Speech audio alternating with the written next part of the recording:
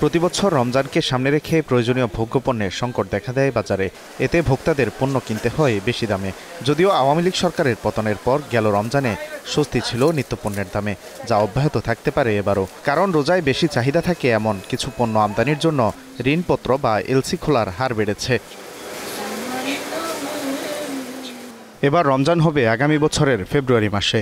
কেন্দ্রীয় ব্যাংকের তথ্য বলছে, চলতি বছরের সেপ্টেম্বর ও অক্টোবরেই রমজানের জন্য প্রয়োজনীয় 9টি পণ্যের এলসি খোলা হয়েছে মোট 10,87,000 টনের। গত বছরের একই সময়ের তুলনায় যা প্রায় 17% বেশি। এর মধ্যে মটর ডাল ও খেজুর আমদানিতে ঋণপত্র খোলার হার বেড়েছে 200%-এর বেশি। প্রায় 100% বেড়েছে পেঁয়াজের আমদানির ঋণপত্রও।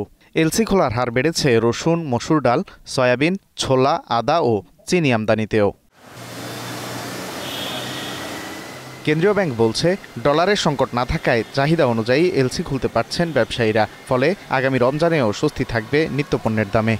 আমদানি আমরা একটু আগে থেকে শুরু করছি। এবার কেন আগে থেকে শুরু করছি, যে এক নম্বর হলো ব্যাংকগুলোতে ডলারের ক্রাইসিস এই মুহূর্তে নেই। অর্থাৎ তারা এলসি খোলার ক্ষেত্রে তাদের কোনো বাংলাদেশ ব্যাংকের দ্বারস্থ হতে হবে না এবং পেমেন্ট দেওয়ার ক্ষেত্রে তাদেরকে খুব দুশ্চিন্তা পড়তে হবে না। একই সাথে ডলারের এক্সচেঞ্জ রেটটাও কিন্তু স্টেবল অবস্থায় আছে। তো এই সুযোগটাকে কাজে লাগিয়ে ব্যাংক তার যারা বোনাফাইড কাস্টমার আছে তাদের সাথে মিলিত হয়েই অনেক কমপক্ষে 3 মাস আগে থেকে এই এলসি খুলছে।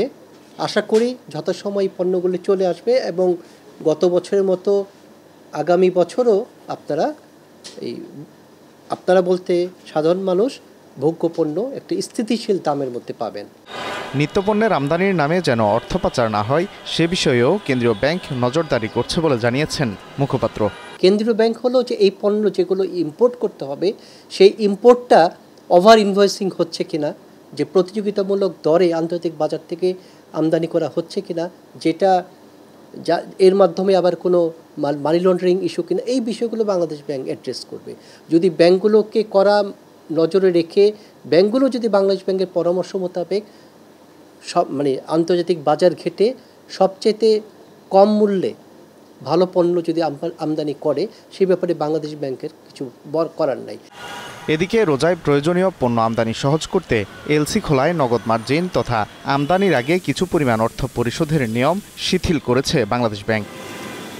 Walid Sakib, Star News, Dhaka.